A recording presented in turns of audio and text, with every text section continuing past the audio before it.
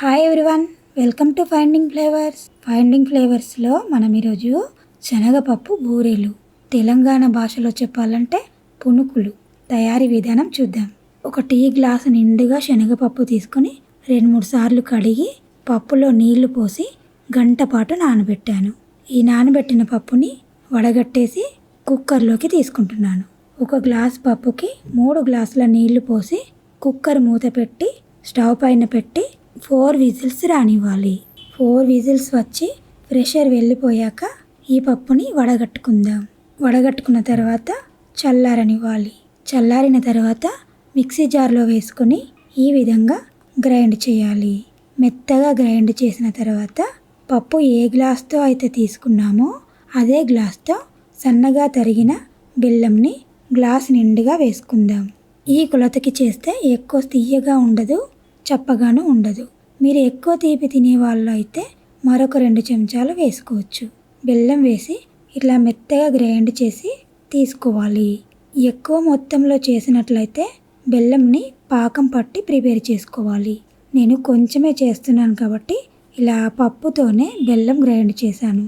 ఇలా చేస్తే ఆ రోజు వరకే నిల్వ ఉంటుంది. ఫ్రిడ్జ్లో పెడితే 2-3 రోజులు నిల్వ ఉంటాయి.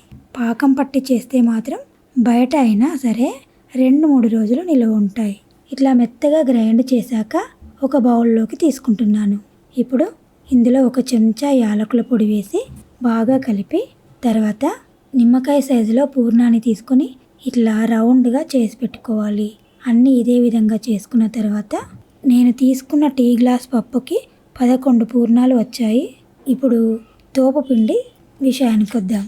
బూరెల తోపు కోసం పిండి ఏ విధంగా పట్టుకోవాలో చెప్తాను. టీ గ్లాస్తోనే 1/2 గ్లాస్ మినపప్పు తీసుకున్నాను.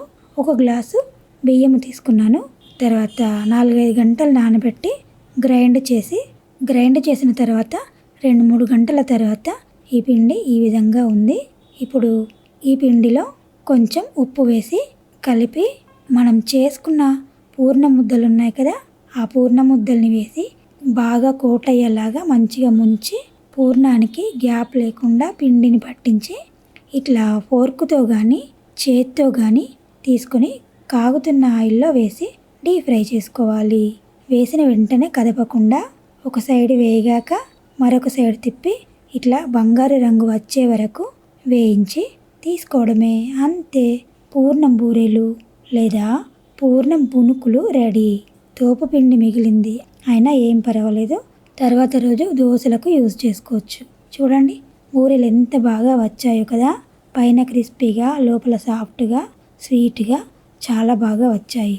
పైన తోపు పిండి చూడండి ఒక సన్నని పొరలాగా భలే వచ్చాయి కదా. చూడండి ఎంత బాగున్నాయో. కావాలంటే మీరు పూర్ణం చేశాక డ్రై ఫ్రూట్స్ ముక్కలు వేసి ఉండలు చేసుకోవచ్చు. అంతే ఫ్రెండ్స్, పూర్ణం బూరెలు రెడీ.